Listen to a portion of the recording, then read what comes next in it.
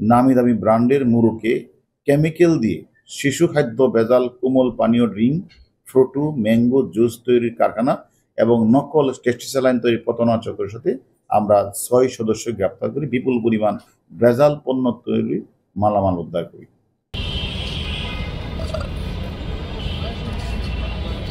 শিশু খাদ্যে নামে দামি ব্র্যান্ডের মুরগের স্যাকারিন, পানি, আর্টিফিশিয়াল ফ্লেভার, মানহীন কেমিক্যাল দিয়ে অস্বাস্থ্যকর পরিবেশে ভেজাল কুমলীয় পানীয়গুলিতে তৈরি করে আসছে।